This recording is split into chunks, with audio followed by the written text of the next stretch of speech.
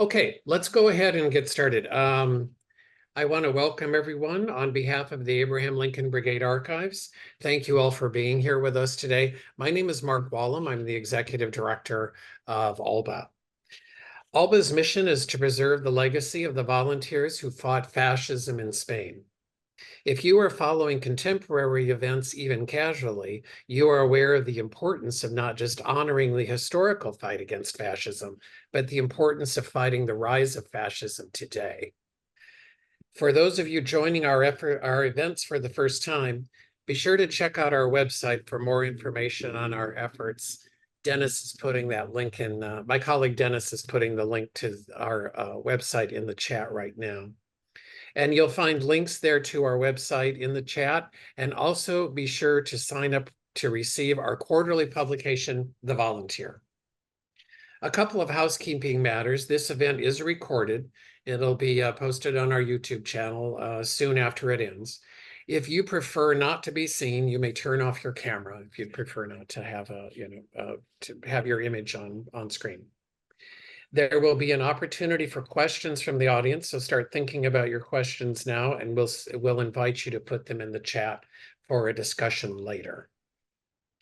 ALBA is pleased to offer our programs free of charge, but of course, this is only possible through the generosity of our donors. Please do consider making a donation at the links which you can find in the chat.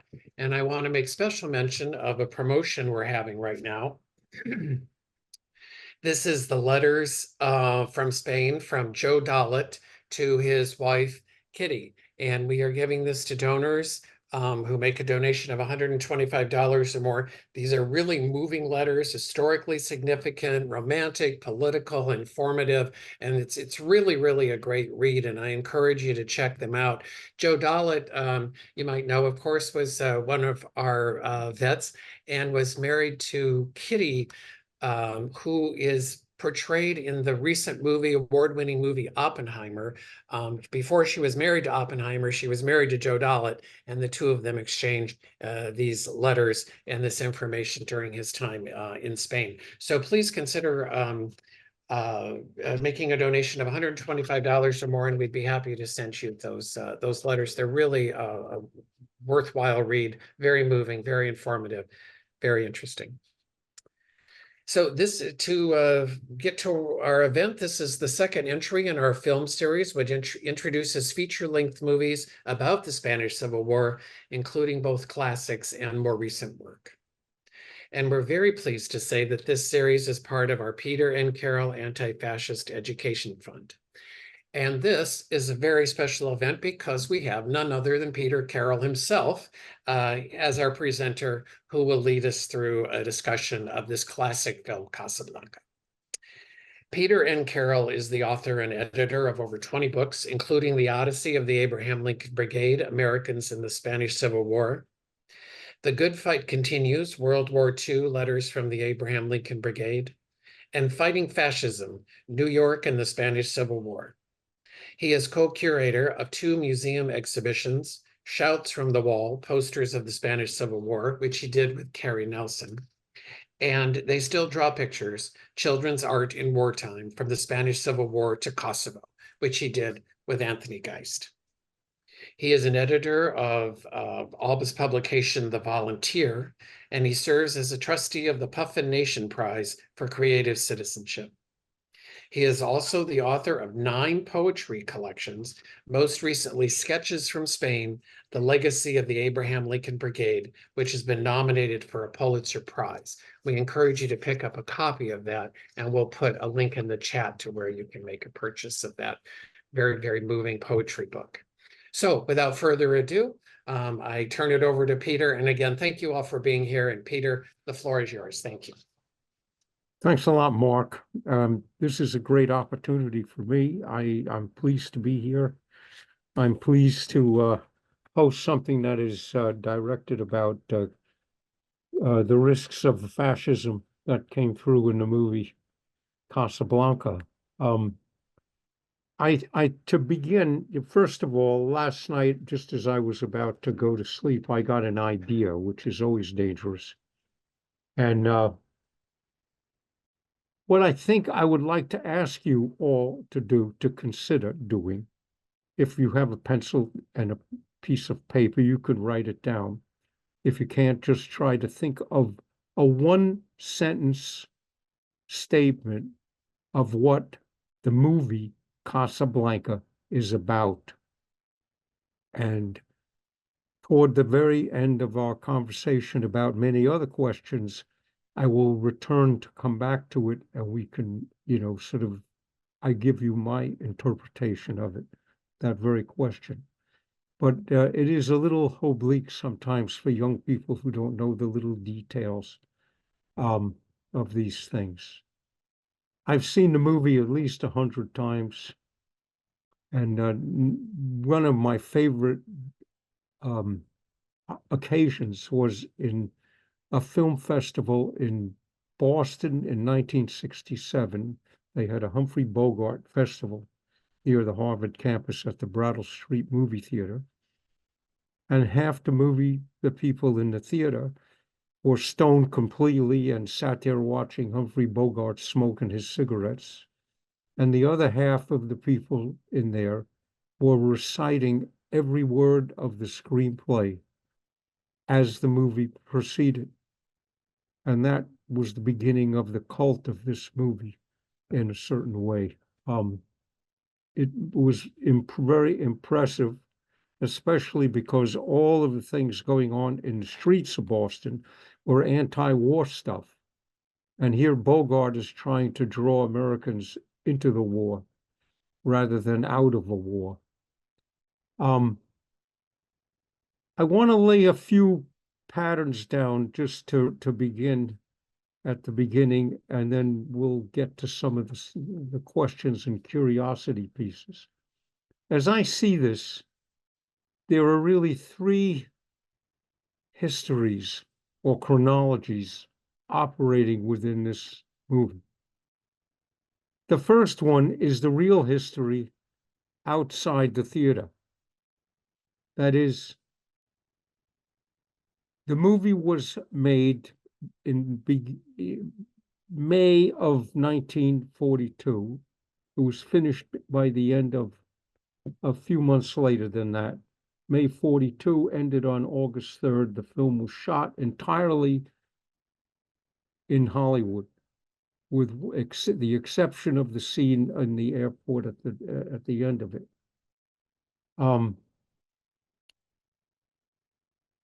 It was rushed into release in November of 42 because the United States had for the first time brought the military army forces into Morocco in North Africa in November of 42. And about a week or so later, they opened up the release in New York City.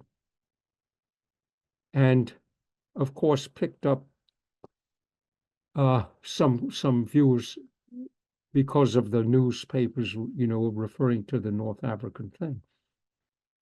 It was also simultaneous with two other major events. One was at Casablanca in January of 43, January 14th to 24th, 10 days in 43.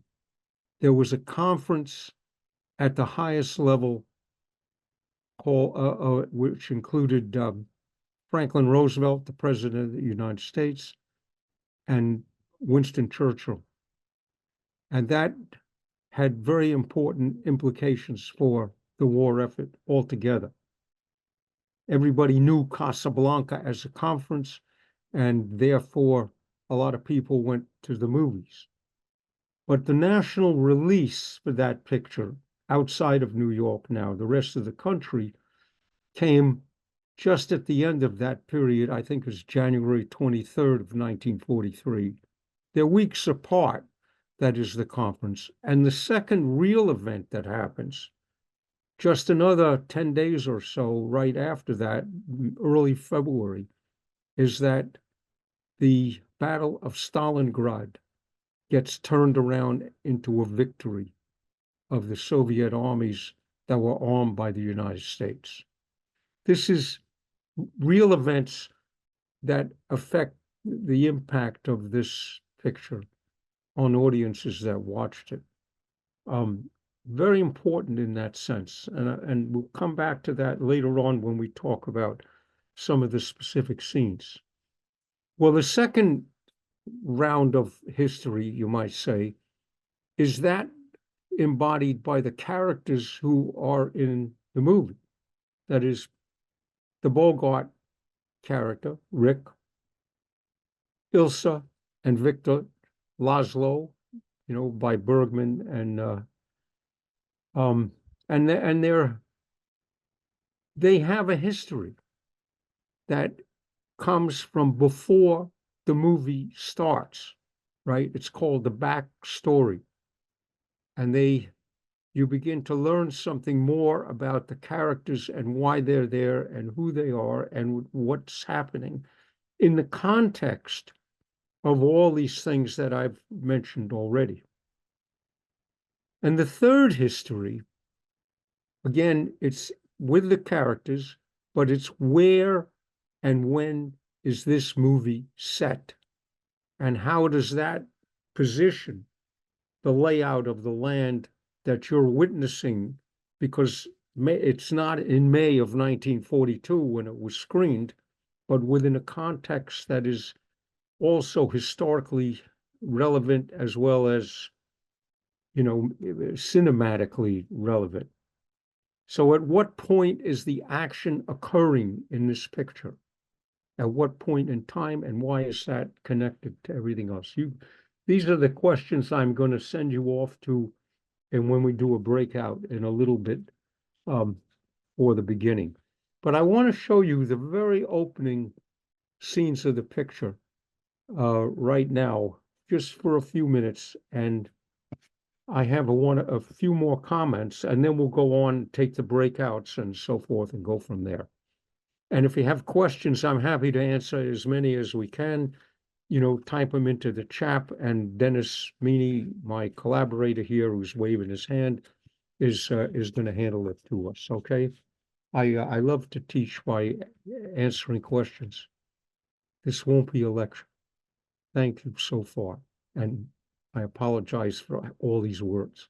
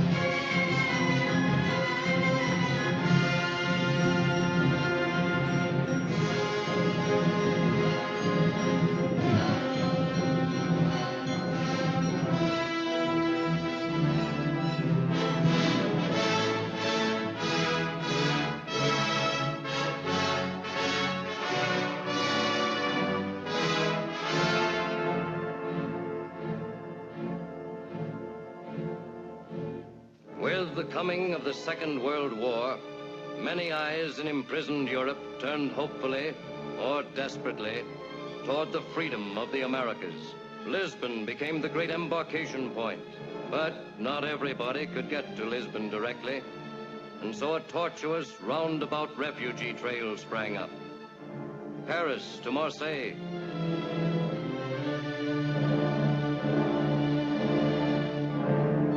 across the Mediterranean to Oran,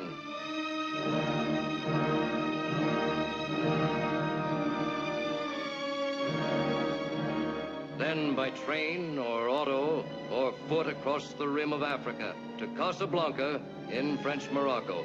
Here, the fortunate ones, through money or influence or luck, might obtain exit visas and scurry to Lisbon, and from Lisbon to the New World. But the others wait in Casablanca, and wait, and wait, and wait.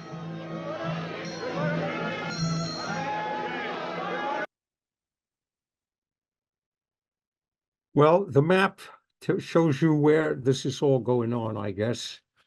And you know it's far away from the United States.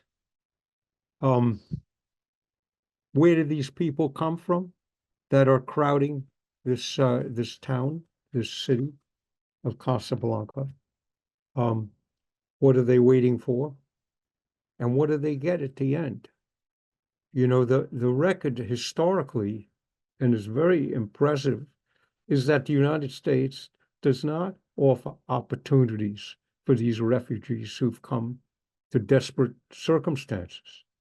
You know, the movie it is fundamentally based on rescuing people who are, as he says, imprisoned and desperate in Europe.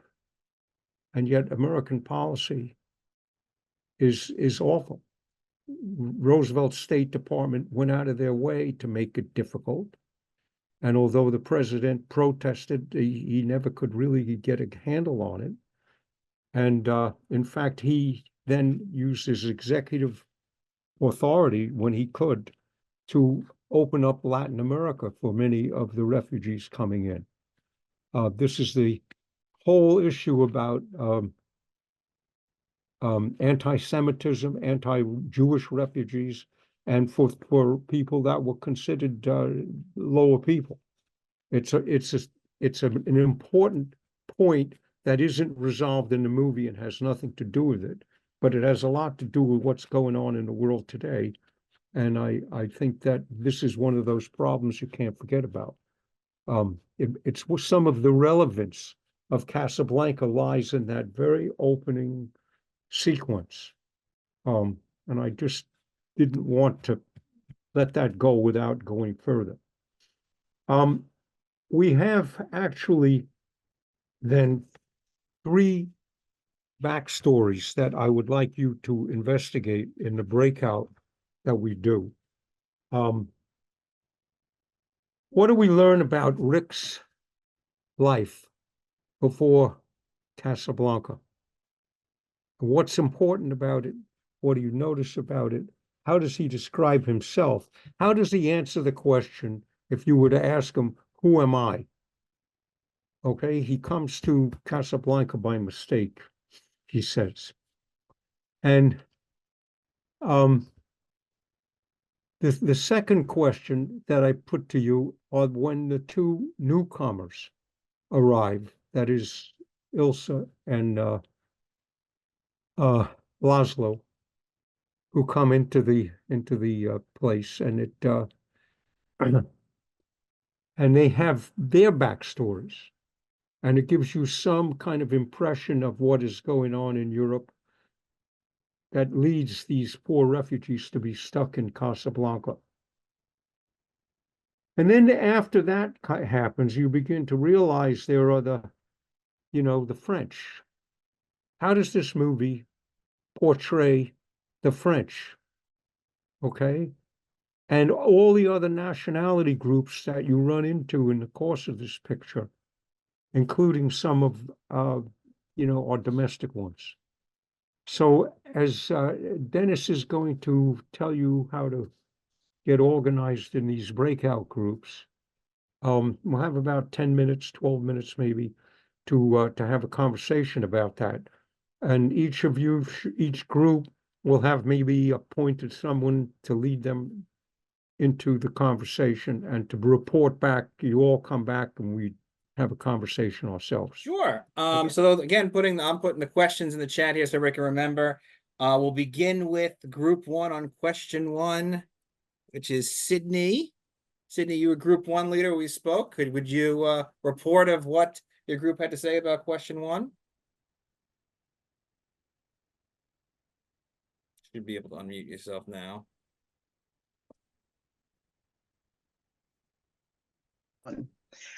I'm not sure I can tell you everything that we said. We had people who had seen the movie once or not recently and many times. I think the longest discussion was about the sexual favors that were wanted of the young Bulgarian couple, the kind of if you want to get out of Casablanca, you have to sleep with this guy, and that was interesting, particularly to some of the younger members of the group, that it was so out there. There were questions about whether all of these people were communists. And I think the general feeling was that not all of them were, some of them were. Rick was in the spirit he was in because he had lost Ilsa. That was a point made. So we went between the personal and the political, and some people commented how everything was connected. And I found the discussions about the young couple the most telling. And I'm sorry, I haven't done the whole job. The whole job would have been bigger than I could do. Well, thank you for that. We can go to group 2 now, which I believe is Peter Stansky. Peter Stansky, if you'd like to report what your group came back with this. Well, Peter raised the question, but he didn't answer it. Maybe it's not. When exactly is the film taking place? That was one thing that came up. Also, maybe more about why is Rick so cynical? It seemed, and why was he in Paris? I mean, it seems to me that he went to Paris.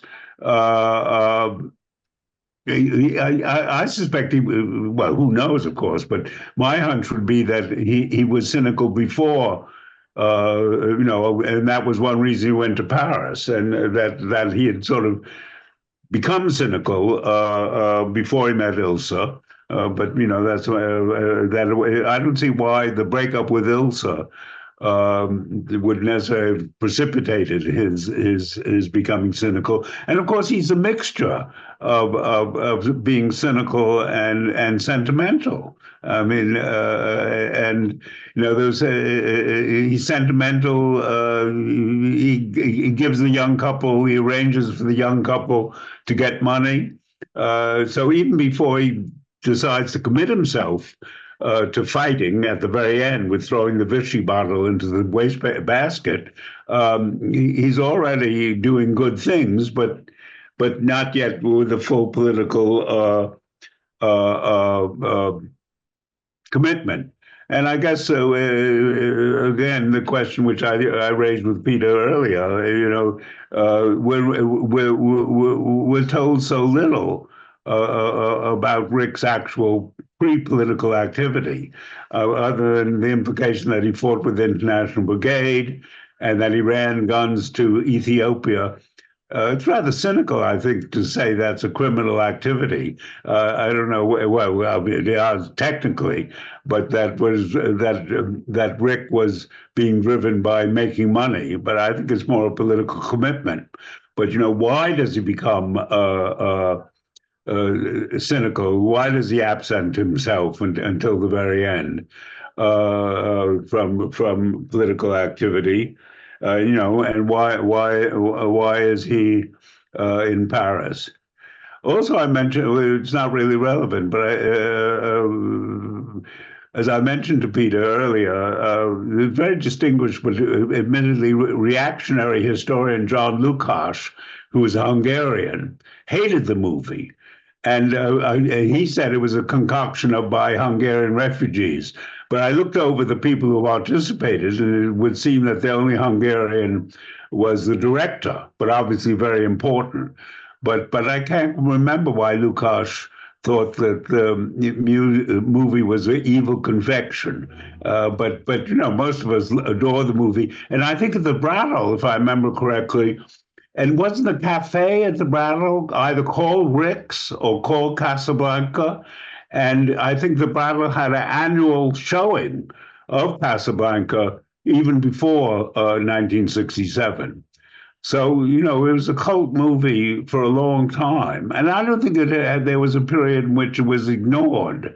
But, I may be wrong about that. So I hope I've both injected personal things, but also I hope I've represented what my breakup group was interested in and wanted a question about.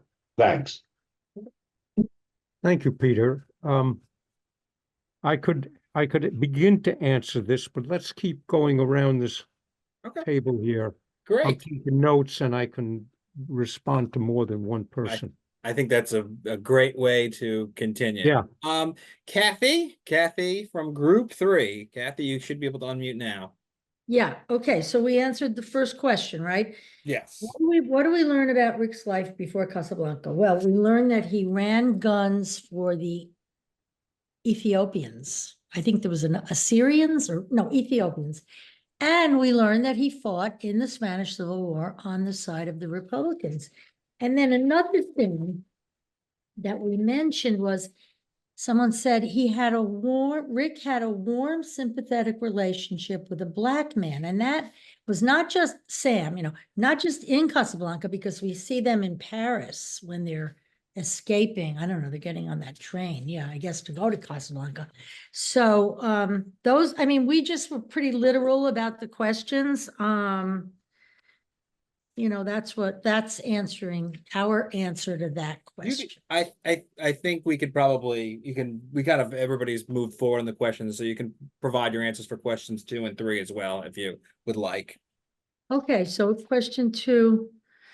Okay, when Ilsa and Laszlo arrive, what leads them to be stuck in Casablanca? So someone said, well, the occupied French, which, were running Casablanca, were pro-German. And, Laszlo needed to get out because he was, I don't know why the Germans didn't arrest him. I didn't understand that. But he was, very anti-fascist fighter. And they got stuck mainly because they needed transit visas. I guess that's what you needed, a transit visa, and they couldn't get them. I mean, yeah, they tried, different methods, but they did get them in the end, as you know. And then the third question, how does Casablanca portray the French? So this is what my group said: inept, pro-Nazi, cynical, opportunistic, because, they were part of the Vichy government, I guess, and France fell in 10 days, I think, to the German occupation. That's really all I have. I don't know if someone else in my group has something else. Go ahead. Right. Thank you, Kathy. We can go to now. We'll move to group 4. Josie, you should be able to unmute. There you go. Unmute. Okay. Our group began by introducing ourselves, and it was very pleasant to see that we were very diverse. There were people there from Ireland, people from Spain, Barcelona, as well as a group of professors, and I think 4 or 5 children of vets. So we had a really interesting discussion about Rick's backstory, because we all viewed the movie from our own perspective of our background. And basically, we did discuss his cynicalism, and just how burnt out he seemed to be. I think that Patty, who is the daughter-in-law of Max Parker, who fought in Spain, really described him very well. About his attitude, and it was generally felt that he was sort of a burnt out personality, and yet we didn't really discuss his change during the movie, but I guess we all saw it. But that's how we began. Victor's backstory, we didn't really focus on, but we did spend some time talking about Ilsa and how, viewed from a 21st century perspective, she was sort of a very sexist creature in the sense that she was just being shoved between these two men, though somebody pointed out that she did love her husband very much and that's why she was doing it.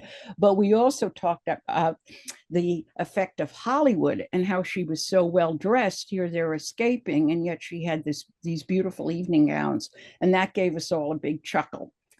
As far as the French people, the consensus of the group is not much. They didn't really portray the French people very heroically at all. And the previous group talked about it a little more cynically than we did, but basically we would probably concur. If anybody else in the group has something else to add, please do. But it was a very pleasant group and an interesting discussion. Great. Thank you, Josie. We'll go to group 5. Yes, group 5 now. Denise, you'd like to, you should be able to unmute now and let us know what your group is up to. Yeah, I think a very effective conversation. So with respect to the first question as to who Rick is with his backstory, we spoke a bit more about how, like the prior group said, he does appear like a burnout character or somebody who is very cynical, but in reality, his actions, I think, speak much more loudly to his values. So he did fight for the loyalists, or helped them. In addition, with the Ethiopian guns, he was providing it to the anti-fascist party. At the very beginning, when a German tries to go to his bar and provide patronage, he rips up the German check. He tells them after getting, some pushback that fine, he can spend some money at the bar, but he's not allowed to gamble. And I think those little acts show that he is very clearly anti-fascist, even though he might not be as loud or as active as Victor Laszlo in comparison, that his heart is against the fascists and hoping for a good victory against them. So with respect to Victor Laszlo and Isla, we spent a little bit of time speaking about them and how Victor appears, somebody mentioned in our group that it's kind of hard to love the perfect angel. I mean, he fights valiantly against the Nazis. He's put in a concentration camp and somehow manages to escape. He wears all white. And how that pushes Isla in a difficult position. We think she was in love with the idea of Victor Laszlo and his values and him fighting so valiantly against the fascists, but with respect to being truly in love, that obviously fell onto the Humphrey Bogart character, Rick. And with respect to our view of the French, like everybody else, I think in this group, we didn't think very highly of them, very turncoat. They are clearly, with the Vichy government, they are pre-Nazis for the Nazis, but then when the group decides to sing the French songs in the bar, okay, sure, they'll join in. And so it just seems like they don't really have any strong values either way. Thank you, Denise. Great, thank you for that. We're moving on to the last group, and then I think Peter, you can kind of make a summarize these things. But this is group 6. Steve, you'd like to be on mute now. Yeah. First of all, I think we should remind everybody that I think when Michael Curtiz made this film, it was supposed to be a love story. I don't think it really was a political story. But getting back to Rick, the group documented Rick pretty well by saying that no wonder this guy was so cynical and upset. He'd just been through 3 fights against the fascists and lost all 3 of them: Ethiopia, Spain, and Paris. So, it's not surprising that he would be a little bit downtrodden after that. And remember, another thing is that his attitude, he came from New York. And there's a lot to be said for why that was put forward. In terms of his attitudes. I think it was mentioned already that you could see how sympathetic he was and how he had the fight left in him just about from the beginning of the film. And so I don't think that he was a broken man in terms of that. I don't think the group thought that. Oh, by the way, I asked the question at the beginning of our session of whether of who placed Casablanca at the very highest pinnacle of their film watching. And I was one of them, and there were 3 others in our group that said it was their absolute favorite film of all time, which I think is pretty interesting. Let me just see if there's something else about that. Oh, and just to place when it happened, and I'm sure Peter will do this more accurately, but remember, if they were still in Casablanca, it was before Operation Torch started, which was in November of 1942. So it was between November of 1942 and between 1940 and earlier 1940 is when Paris fell. So sometime between those 2 times, and it gave Rick enough time to develop a prospering business in Casablanca. So you could probably place it better that way. And in terms of the Ilsa and Laszlo, we didn't really discuss that very much. If others in the group want to add something there, I don't remember anything in particular that we talked about. Did anybody remember that we had a discussion on that? I thought maybe we just gone over to the last part, the French. Am I missing that? No? Okay. All right. And the French, I think that we saw the French as sort of very compromised and not really deserving of a lot of respect. On the other hand, we also saw that the French, the Vichy that were dealing with the Germans, did not like the Germans very much and did not want to cooperate very much. So there was always this seething, this underneath seething against the French, even by many of the Vichys that were cooperating. And it was a very compromised kind of attitude. And someone did bring up the French national anthem being sort of a focus point. And so it sort of portrayed everybody's real feeling that joined in about how important it was to be French and to not be German. Anybody want to add anything else? I think just if we could, one moment, I think maybe we're just gonna go back to group 1 real quick. I don't know because I don't believe Sydney got to answer the last question. So Sydney, if you'd like to do that now, answer the last question from what the perspective of your group. I think I was a bad student and didn't keep in mind what the 3 questions were, but I wanted to say 2 things.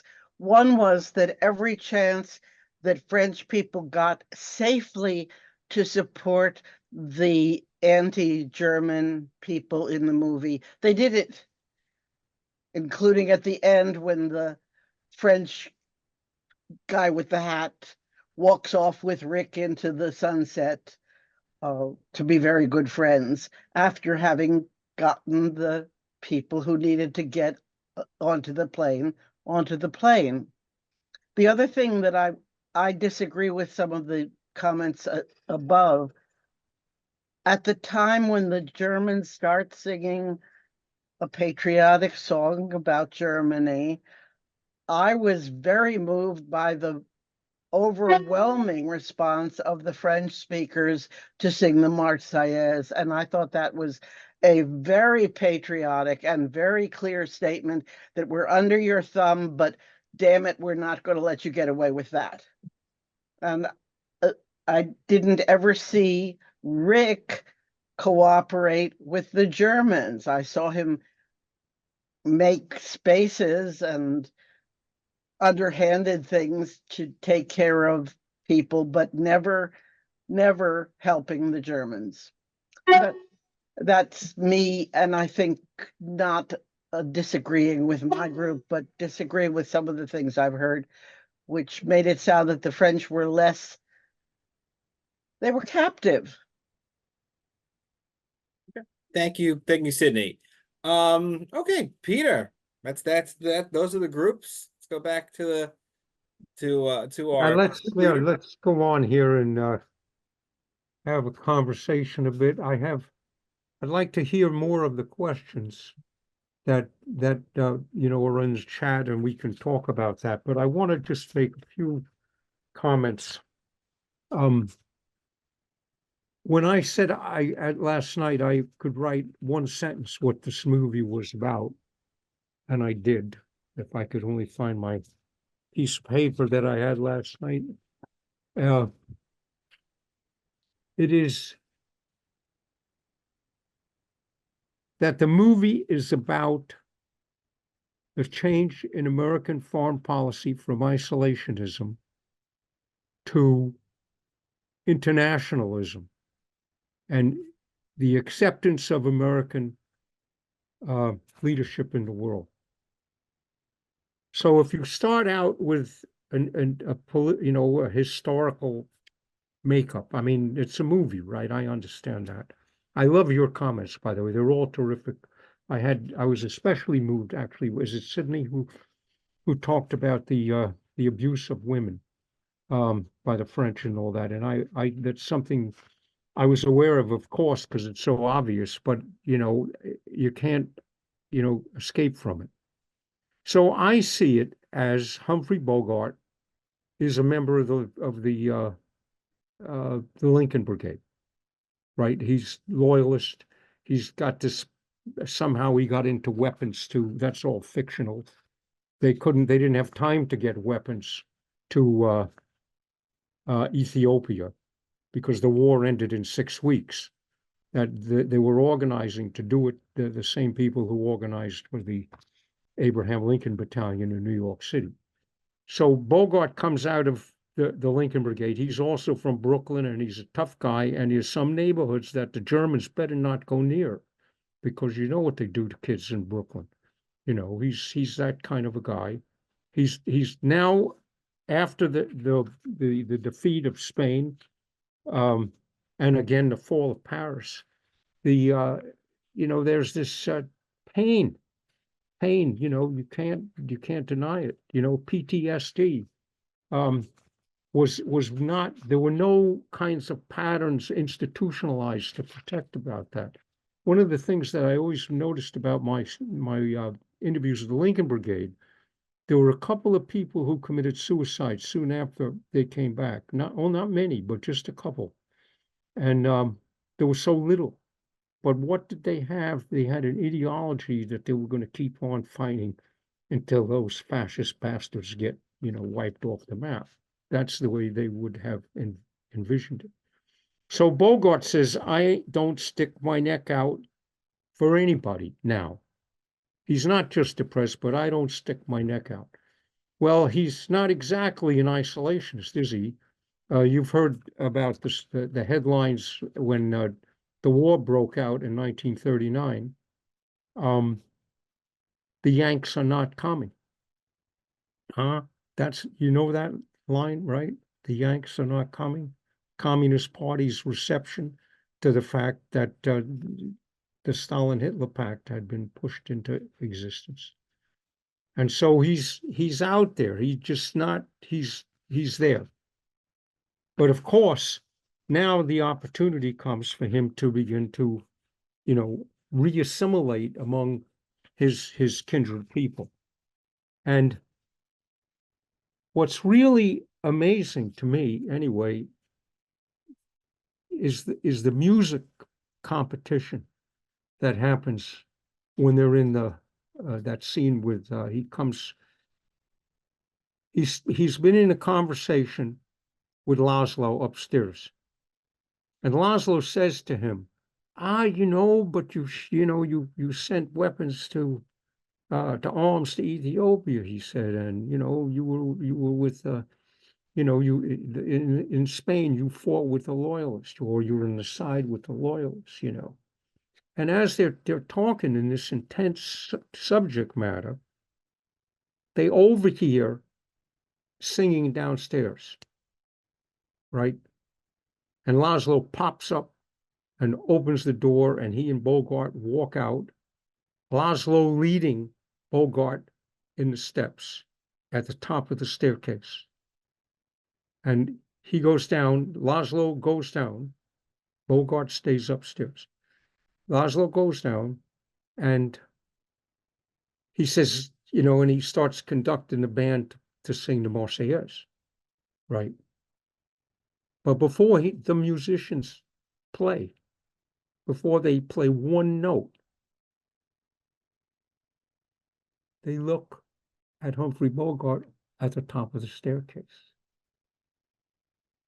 And Humphrey Bogart makes one gesture, and the movie changes. Because then the band starts up and they drown out the Nazis. And that's why I say, at that instant, everybody knows, everybody in the movie theater knows for sure that the war is going to be won. And so, it's the patriotic element to it. It doesn't matter about all the crap that comes in the 30s and the isolationists and all those kind of people. You had MAGA going on, right? America First, you've heard of that, Who talks about America First in this country, right? Pro-Nazis, right? And think about your president that you had a couple of years ago. His father was America First. He was not only Ku Klux Klan, but he was also America First, right? It was in his family on the table every time they had dinner, and that's the kind of thing that, so Bogart, with that little gesture, galvanizes this international activity. And it goes on in a way, it fits into the chronology almost. It's like once you get this patriotic, music, then by God, you're going to fight for victory. And you can fight for victory. It's a cause worth fighting against that. And you sort of, now also what has happened, and this is a little historical and maybe a little bit off the table, but not, I don't think so. At the Casablanca conference, Churchill and Roosevelt, in the absence of Joe Stalin, because he was unable to attend that meeting,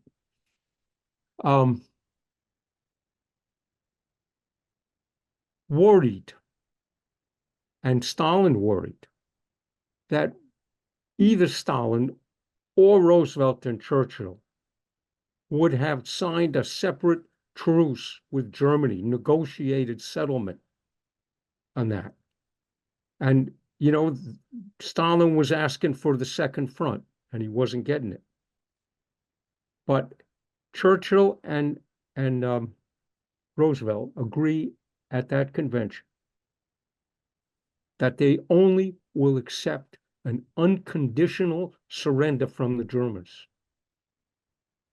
That's what they said, and they publicly sent that out so everybody knew about it, including Stalin, of course. And that's the basis of you fight to the end.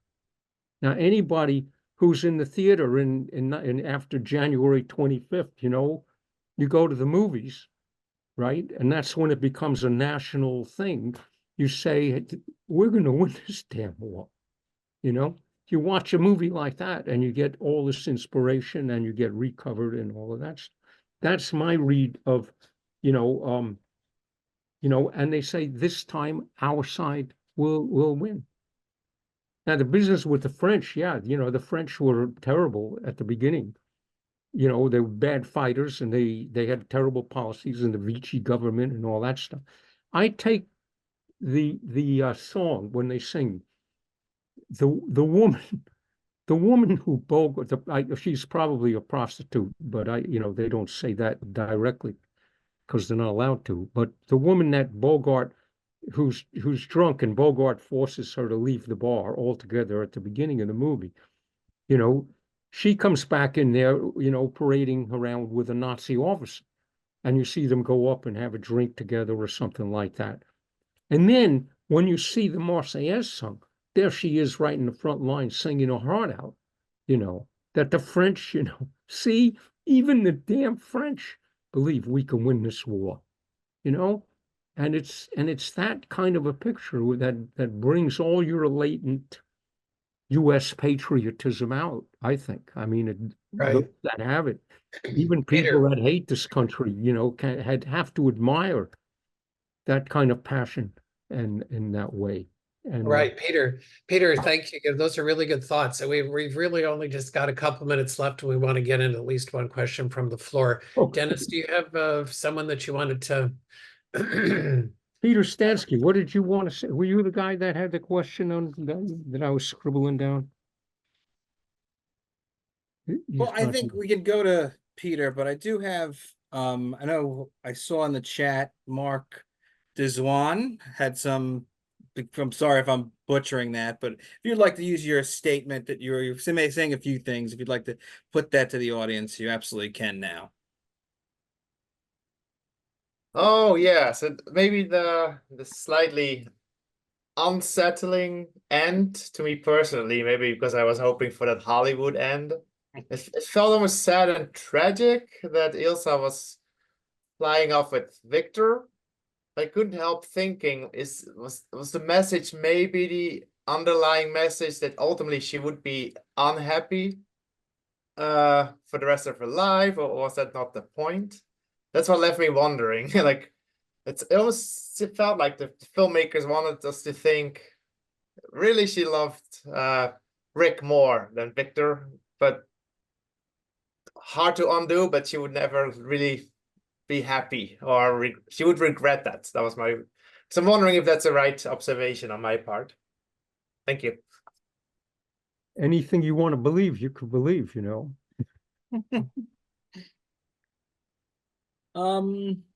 Yeah, I think, and Peter, you said Sorry? Is there anything yeah, we're coming up on There time. is one thing. We have someone with their hand up. L. Willem, yes, go ahead.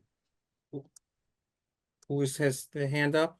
I'm asking her Yes. to. Okay, yeah. Yeah. I think that I was in Peter's group, and I think the question that we had that wasn't answered was exactly when does the when the action of the film itself, when is that actually taking place? That was the question that wasn't Oh yeah, answered. well, it's set up at the beginning. You know what he says, if he says in New York, what time is it in New York? It's December in New York. He's talking about the time change. You know, he says, what are they ready for it? And of course, December 41 is when, you know, Pearl Harbor comes.